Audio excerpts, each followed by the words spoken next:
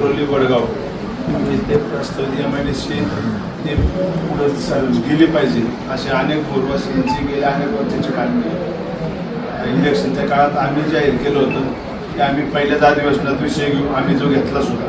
परंतु नंतर आम्ही पाहिलं की प्रकरण आपल्याला पुढे न्यायचं, आम्ही वेगवेगळ्या अधिकाऱ्यांनी चर्चा करत होतो.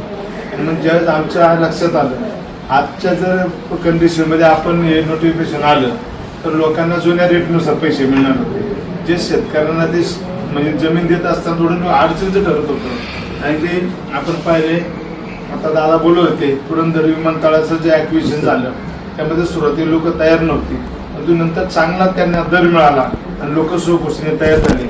आणि मग असा जर दर आपल्या शेतकऱ्यांना मिळाला तर आपले शेतकरी भविष्यात MIDC पुढे येतील याची खात्री आम्हाला होती. आणि त्या पद्धतीने डिनोटिफिकेशन निघालं. परंतु तुम्ही सर्वांनीच पाहिले की आमच्यावर टीका गेली म्हणजे आम्हाला तर ट्रोल केलं गेलं. परंतु मी तुम्हाला ग्वाही देतो आम्ही पहिल्याच दिवशी शब्द देताना आजही देताना उद्याही देणार. आम्ही MIDC घालवायला आलो नाही तर आणायला आलेलो आहे. भविष्यात ही काठी आम्ही तुम्हाला जाताना दाखवताय असं होणार नाही. मी येताना येणार काठी घेऊन येणार आहे, त्याच्या मागं MIDCच गाठून असेल. आणि म्हणून हे काम होत असताना आता जे काल परवाची मिटिंग झाली आमची आमदार सुनेत्रवहिनी पवार जे आपल्या पालकमंत्री म्हणून या ठिकाणी आपल्या काय आहेत आणि त्यांच्या माध्यमातून त्यांच्या दालनामध्ये मिटिंग झाली.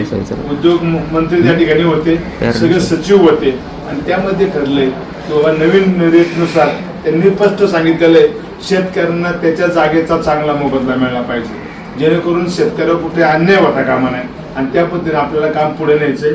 थोड्याच दिवसात आमचे कलेक्टर साहेबांकडे आपल्या सर्वांच्या उपस्थितीत मीटिंग लागेल. त्या मीटिंगमध्ये पुढची प्रोसिजर चालू होईल आणि भविष्यात शेतकऱ्यांना चांगला दर मिळून आणि आपली MIDC प्रस्तावित जे आपले आहे स्वागताचं स्वप्न आहे ते स्वप्न पूर्ण करण्यासाठी आपण एकत्र येऊन काम करू.